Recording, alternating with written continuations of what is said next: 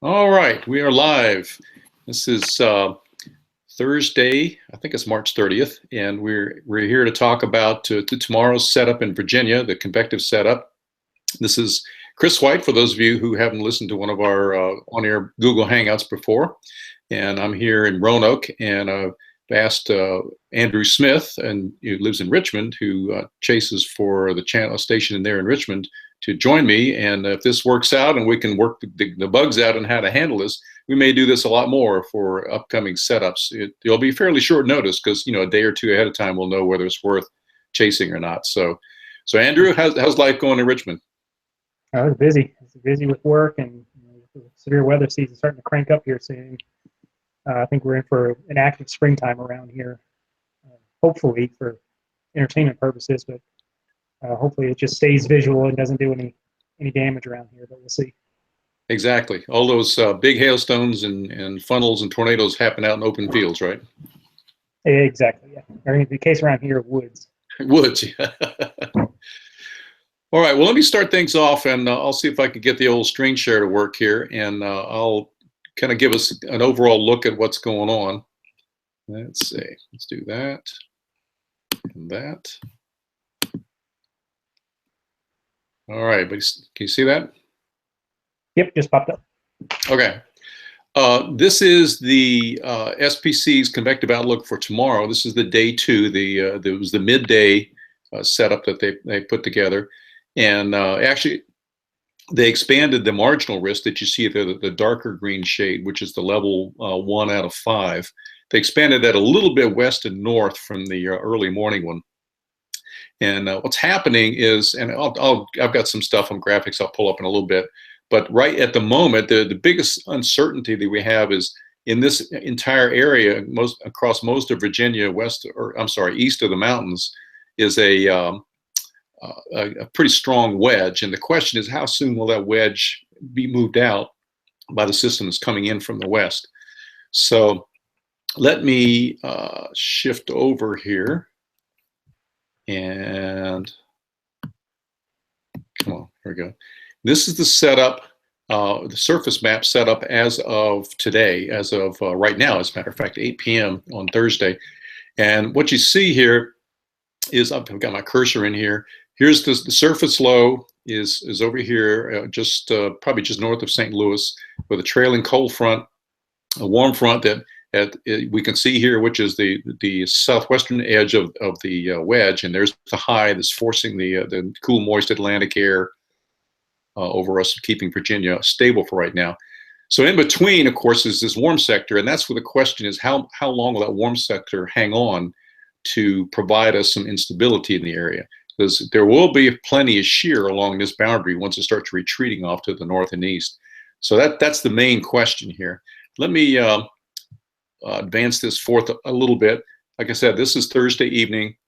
This is Friday in the wee hours. This is 8 a.m. Friday, and about this time, there's going to be plenty of rain over here, over most of Virginia. Very heavy rain, maybe some embedded thunderstorms with elevated convection. And then, but by the time we get to 2 o'clock, you see according to what the WPC is showing and what most of the models are, the warm sector has made it over most of Virginia. And that's the question, is the timing and location. The interesting part, if I advance this to 8 p.m. tomorrow, look what pops up on here. A low pressure center right over Virginia. And in the models that I'm looking at, we can talk some more about this, Andrew, that low forms around here pretty much over Roanoke, tracks across Lynchburg and up toward DC. And of course, you know what that means in terms of shear and those kinds of things. Yeah, that's an excellent conducer for some low-level packing shear, Yep. Right at the surface, right in central Virginia there. Exactly. So I had forgotten that. I pulled up a water vapor satellite view. Here is basically the current situation with the warm front drawn in there, the cold front, the surface low, and then of course the big driver is this upper level low here that's providing the energy, and that's going to scoot off to the north and east, forcing this whole system to come in our direction. As a matter of fact, I think I can just show you the rotation of the system as it goes through, and you can see the upper level low there spinning basically across Missouri. So Let me go back to unshare here. There we go. So that's kind of the overall setup. There's a pretty good surface component to this. There's plenty of moisture. If that warm sector gets in, the dew points are going to pop up. The question again is whether the convection is going to be there. I mean, the instability is going to be able to fire the convection. So what have you looked at? I've been running my mouth. What have you seen here, Andrew? I've just been looking at the 3K NAM here, the latest run at 18Z. It's pretty much reflecting kind of what you said. Looking around the 18Z hour is when it foresees the wedge breaking and a little bit of cake making it up into the area. Nothing, blockbuster, but you don't necessarily need blockbuster cape around here when you have monster shear to get a storm to spin up something out of it. The mixed layer cape was pushing probably about 1,000. Surface based cape is a little bit lower, but the helicity values are just through the roof. And you were mentioning elevated storms during the day. That's about a time when some of the most extreme helicity, it appeared, would be moving through the area. So that could possibly be a producer of elevated halos that you often see out west, I would think. With that much shear, you probably get whatever is elevated to start spinning. Right. And essentially spit out some hail, which if those are elevated storms above a wedge, you'll never see anything coming. Next thing you know, it's just pouring down rain and you start getting hailstones. Not something you can see too often around here, but a setup like that, you can't rule it out. Right. Right. Let me, let's see, I've got a couple other things here to pull back up. Get the screen share going here, do this, and do that one. Here's a forecast sounding I pulled up from the GFS. This is the 12Z GFS. This is basically Lynchburg at, what have I got here? That's 2 o'clock tomorrow, 18Z. And you can see, the wind profile is pretty strong. You got some pretty good shear. Unfortunately, the GFS doesn't have a lot of low-level storm relative helicities, but there's enough here that, of course, they're calling it a marginal severe. The supercell component or supercell SPC, the component parameter SCP, is a little over 2, and you can see there's some skinny cape in here. That's the GFS. Let me pull up the NAM. Come here. All right. If I can get this. All right, stop it. after I didn't pull this up in an application. I shared it just as a part of my window here. So let's do this. Here we go. This is the NAM. The 12Z NAM this morning, same location, Lynchburg, and look at this profile and look at this intrusion of dry air at about 700 millibar. Okay, quite a bit different from the GFS, and the backing winds is a bit stronger. Look at the storm relative helicities are quite a bit higher here, well over 200 in all levels, and of course the overall conclusion of this, oh my God, tornado, tornado. So. Yeah, I think the truth is going to lie somewhere in between. I think we're going to see some rotating updrafts. I think the SPC, depending on coverage, may well wind up upgrading us from marginal to slight in the morning outlook, but we'll see about that. But I found that this disparities between the GFS and the NAM. NAM's always, of course, is usually more optimistic about everything, but the GFS is talking kind of trending in the same direction. I'll put it that way. Yeah, I just pulled up a sounding kind of, I get it, probably about a little east of Emporia region on the 3K NAM, and it's showing the exact same thing you're showing, but it's even going to the extreme of saying PDS tornado. Which, woohoo! When it started saying that, that's when I was like, okay, maybe there's a chance for a tornado around here if it goes that high. But it's actually showing some fairly fat cape, going upwards of 12,000 meters. In the same helicities, right around the mid 250s. The most unstable cape was around 2,600. So it's taking up some energy. But my biggest concern with this kind of setup, and I've been nipped by this many times around here, is the models do such a poor job handling where the wedge is going to be. And if it says the wedge is going to be just barely getting past Richmond, I'm not counting on it getting much past Petersburg or Appomattox for that matter. So that would be my biggest reservation about the setup, at least here in the Richmond area tomorrow.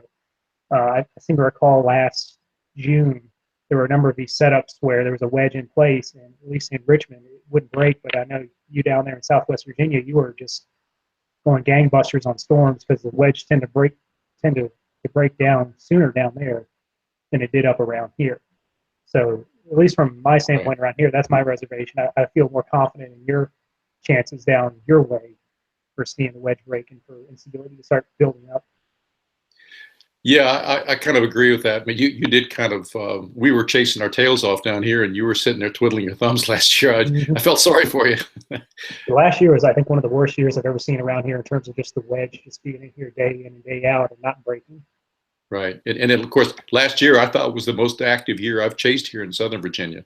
So it was, it just depends on where it sets up. And I think you're right. I mean, tomorrow is the same deal. And, I looked at some of the upper level parameters, and there's really not a lot you can say about the wedge, from the models. Like you said, it's basically, you know there's going to be one. You take it on faith that the models aren't going to characterize it very well, and you try to use experience to say, all right, if the models kind of say it's going to be, it's going to break within, this hour and this hour, you might shift that over 2 or 3 hours depending on how strong the wedges. I think the good thing we have going for us is that high that is forcing the air in is it's in the Atlantic, or will be in the Atlantic. It's not way up, a real strong one way up over New England. Right. So to me, and it doesn't look that strong. So I think it'll be easier to break. Question, like you said, is when and where kind of thing. Yeah, that's always been the biggest issue around here, and a lot of times it kills the local forecasters just because they'll forecast something and the wedge stays stubborn. And everybody says, "Oh, you call for storms today," and here we are sitting in drizzle at 55 degrees. So I feel their frustration when it comes to chasing these things and dealing with it. So. Yeah, exactly. Well, I've got a couple of other representations here on models. Let me bring one of those up. This is the this is one of the what do you call it? I'll get it right in a minute. The forecast reflectivity. Yeah, this is the one of the HRW and NAM derivative. It's one of the I'll get it back in a minute, but it's one of the WRF versions. I'll put it that way. And gotcha. This has been pretty consistent. And this is, let me get this back forward here to where we are talking. It started at like 12Z tomorrow. So I mean, this fits along with the NAM and the GFS roughly in terms of timing. Here's that rain band, or that batch of rain out ahead as the wedge is kind of clearing out ahead. So you can kind of see, here's the cold front, here's the warm front, and there's the warm sector right in here. That's as of 12Z according to this model, and it's been pretty consistent. I find the WRF models have been actually behaving better last year than even the HRRR or the RAP.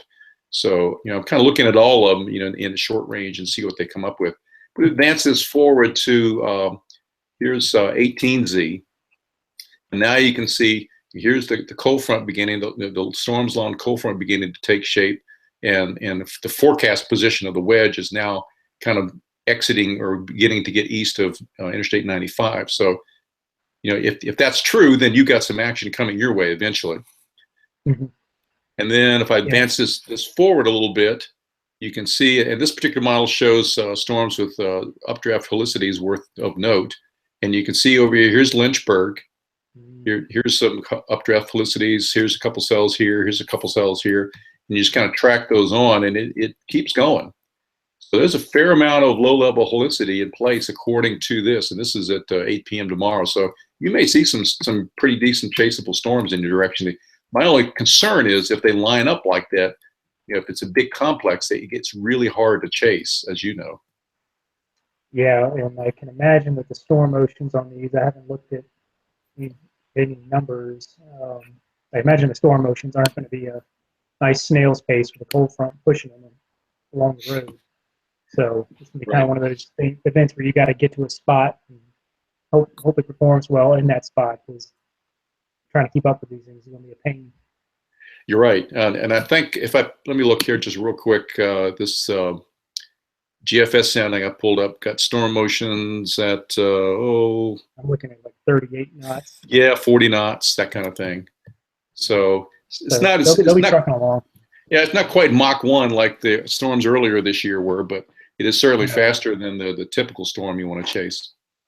Yeah, usually about the summertime storms, you start getting around here. You can get some that you can actually keep up with. Those are the nice ones. Yeah, But those are usually the ones that come in on that northwest flow and just tend to meander across the state in the afternoon. right. It gives you time to make a couple navigation errors and then still get back in shape. And Yeah, exactly. they're flying along at 40, 50 miles an hour. It's if you make one navigation error, you're done. Mm-hmm. You just wave it Yeah, bye-bye. yeah. I was looking. I've just been looking at the 3K NAM some more, and it's picking up on a pretty good squall line. It looks like about once it gets east of Richmond, it starts getting a little more intense over there. I mean, it shows it coming together across the mountains, but maybe being a little more ragged and jagged. But the closer it gets to 95 and the closer it gets to the coastline, it's showing a little more um, prominence. Right. And so that could be where the show is going to be, is to the eastern part of the state. Once that cold front really, get as much of the wedge out of the way as you're going to get, and then those storms will feast on the most amount of instability probably in that portion of the state. I would imagine, especially northeast North Carolina to the Virginia Beach areas where. Yeah, I'm thinking that may well be where if the SPC does bump things up to like a slight risk, that might be where it is. Along the I-85 and east kind of area. But I've also looked at some of the other representations. I can pull one up there, but I think there's going to be some discrete cells that fire out ahead of that line, and then of course get ingested into the line. And if you can be on one of those discrete cells before it gets ingested, I think there's a good chance we might be able to see some things, rotating Right. updrafts, wall clouds, who knows, maybe a funnel or tornado or two. Yeah, there's a lot of updraft helicity indicators on the 3K NAM. Nothing strong, mind you, but there is a number of them scattered all across the state, anywhere east of the mountains and south of pretty much looks like the Dumfries, Prince William area, roughly. You go south and east of there, basically 29 corridor and east. Right. Is where it's picking up on the most rotating storms for the event.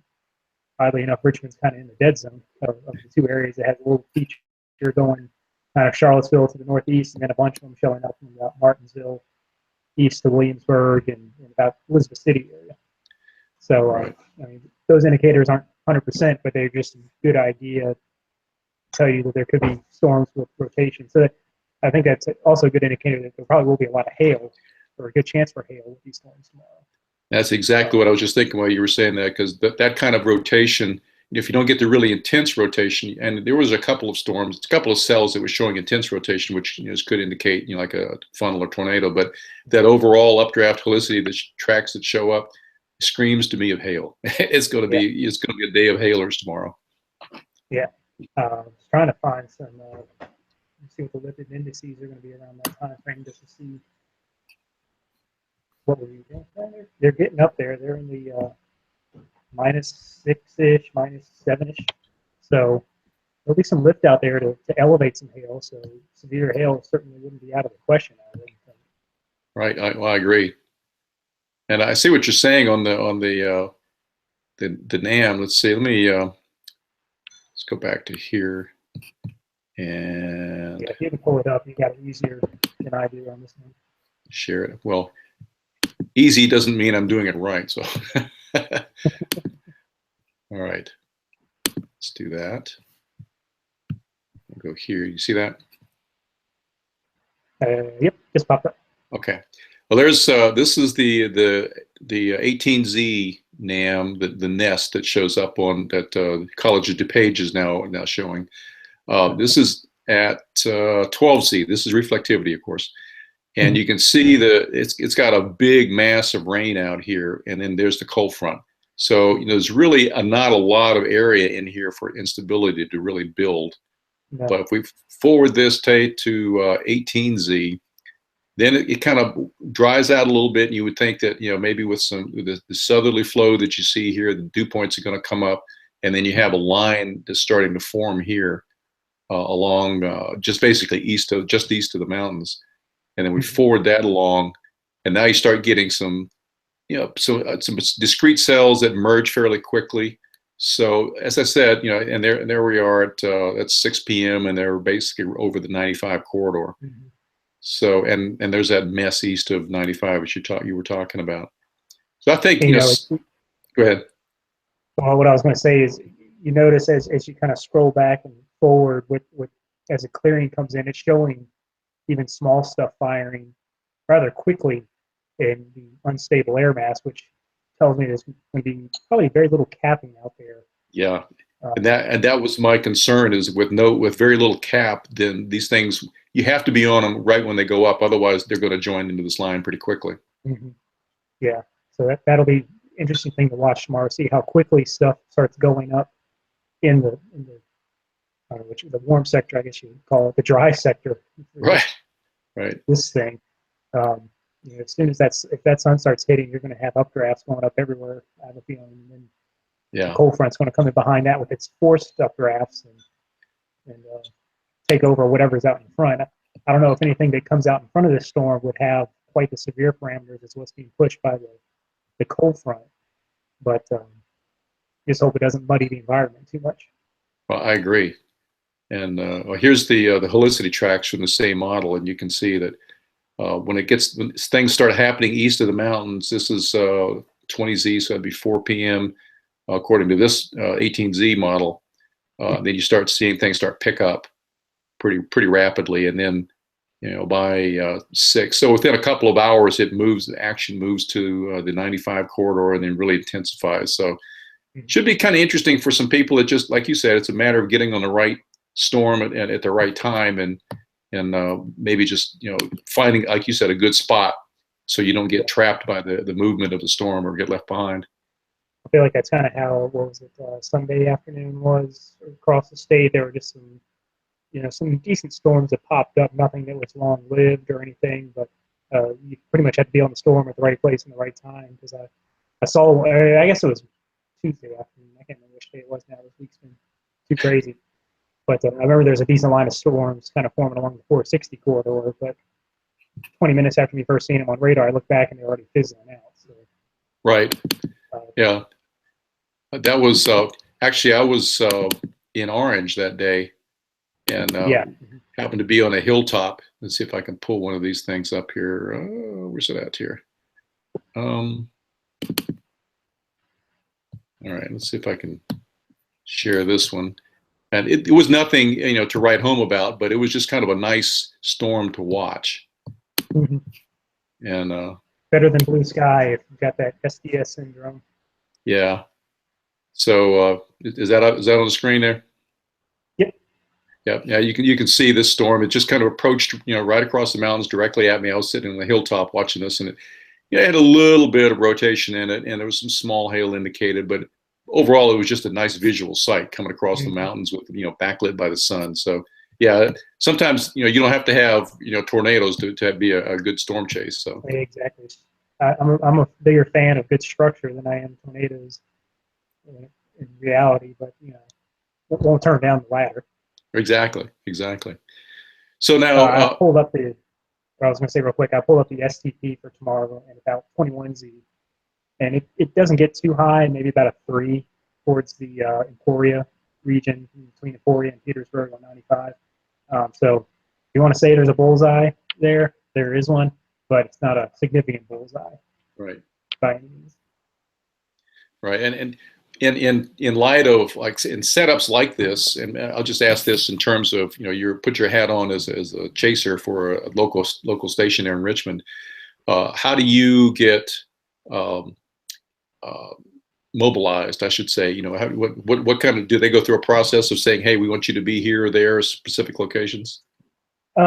Usually for myself, I'll go to work for the day and I'll have my equipment with me and I'll kind of keep an eye on it myself, and I'll usually get an email from Zach Daniel, the chief meteorologist at Channel 6, asking who can get out there. And usually I'll just kind of go on my own. I'm not sure about the other two chasers, if they've got more kind of the zone they cover, but I'll tell Zach where I'm going. I'll just say, hey, the cell coming in out of Dinwiddie or heading towards Dinwiddie looks good. I'm going to head that way. And usually he'll say, sounds great. get on it, or they'll say, well, let's keep an eye on this other storm. So I guess you kind of say I'm more freelance in my abilities of where I can go.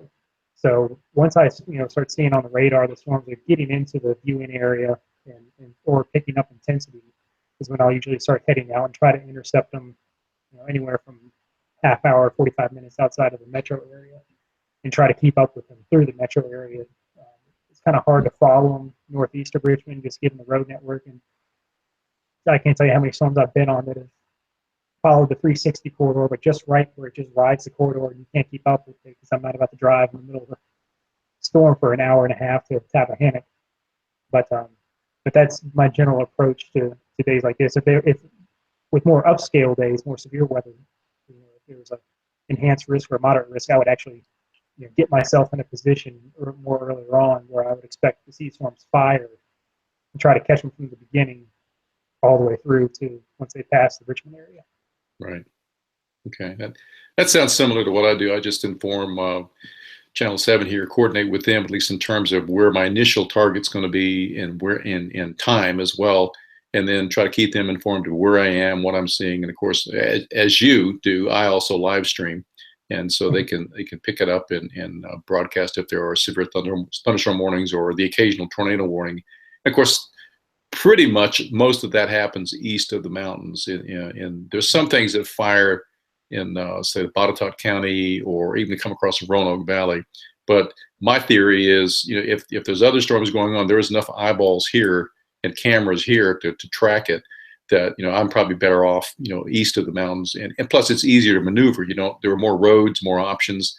Going across the mountains, it's like trying to cross a river. There's just not that many roads. You're constrained, and so especially in these times when the storms are whistling along at 40, 50 miles an hour, you don't have time to go divert 30 miles north and then come back south or something. No, these are the kind of storms that I try to locate myself on a decent road that I can make time on in the right direction, as opposed to trying to navigate back roads a lot and trying to get myself perfectly positioned to get a good view of the storm. I just try to get myself somewhere on a major highway that I can steal a peek whenever I can and get a report back to Channel 6. But it's more of a matter of trying to keep up than it is watching it sometimes. Right. And one thing you mentioned about the road network, many times, especially here in Virginia, that's the limiting factor. It's not the fact that there aren't storms, is that A, you can't keep up with them, or B, you can't see them because there's no open sight lines. And so, and also C, especially in terms of a dangerous storm, whether it has large hail or high winds or a possible tornado, you need to have at least a couple of egress routes that you can get out of the way. Yeah. And when it gets to the point where you get constrained by those things, it might be the greatest storm in the world, but I'm not going to chase it. No, and especially once you start going east of Richmond, you're starting to get into the tidewater region of the state, and you're dealing with the larger rivers, and there's only about 5 or 6 bridges that cross those rivers down there, so you're very limited in your options to go peninsula hopping, which is really the only way you can chase a storm. So with their typical motion here of the southwest and northeast, right? You pretty much have to hop from one peninsula to the other, and when those bridges are 60 miles apart, you have the same problem out west when you're dealing with like the Mississippi and Missouri rivers, but you have that exact same problem here with our rivers and bridges to the east. So you've got to plan. Sometimes you have a storm going through Mechanicsville, but you say, well, now I got to go all the way to West Point to get myself near Kilmarnock to catch up with this thing later. And when you're sitting in Mechanicsville, you're not even thinking about Kilmarnock at that time. Right. So you got to plan ahead a lot more than you do out west when you just have that nice gridded road network and you can follow it for miles. Yeah, it's nice to have those rectangular roads at one every mile, north and south, and east and west. Mm-hmm. Yeah, I can tell you how many times the James River's messed up one of my chases. But, that's the life of a storm chaser around here. Yep, you get to a certain point, and you just have to wave bye-bye. Let it go. Mm-hmm. And there are times when I've waved bye-bye at storms, and you've picked them up. So. Mm-hmm. Yeah, I like when you send me the good ones this way. So. Yeah, we try. So. Anything else? I mean, I don't want to run this on too long, and we do, just for anybody that's watching or listening, we do intend to do this as best we can on short notice. And by short notice, the day before, maybe the evening before, a couple evenings before a setup here in Virginia. But we want to keep it short. Andrew will be helping me co-host this, and we may have one or two guests, depending on who's available to talk about the storms as they come up. But again, it'll be short notice as we can set this up. So if we didn't mess this up too bad, then we'll come back and try it again. Yeah, so I guess the gist to take away for tomorrow is keep an eye on the wedge and the timing of the cold front. And if you start feeling those southerly breezes and a little warmth, then you know you're going to get in the juice zone for some thunderstorms later on in the day. Yep, that, and keep an eye on those surface observations and radar. You know, all those things. Once I head out the door, you know, the models go out the window. You know, it's what's really happening it counts at that point. Yeah. So I like to use the Weather Underground map. It has all the region, the local measurements from little backyard weather stations, and the color codes them, so you can see that nice little change from blue to yellow as the wedge starts breaking down. It's like a nice warm feeling as you see those color changes. So that's my go-to to watch the wedge break down. Then after that, it's to the radar. Yep. Well, I already have plans for tomorrow. I'm probably going to head out. I've got to pick up my chase partner. I've got a most of the time chase partner now. As soon as he retires, I'll have him more often. But he'll be my driver, and I'll be able to operate everything without having to navigate and drive and do all at the same time. So I'm going to pick him up on the other side of the Roanoke Valley about 12:15, and we're going to target area still TBD, depending on what I see in the morning, you know, on the models. Yeah, if I'm able to get out tomorrow, it's going to kind of fly by the seat of my pants with events going on at work. So I may be getting out there right as the storms come into Richmond, but we'll see. So I hope to get out there, but if not, you know, I'm sure there'll be more setups coming here this spring to wet my whistle and get myself out there again. Oh yeah, you bet. So, all right, well that's it for us this evening. We'll get more advanced notice out there as soon as we know the next time we're going to do this to broadcast to talk about that, and hopefully we'll have another guest or two. We'll keep you posted on that. Thanks a lot for watching.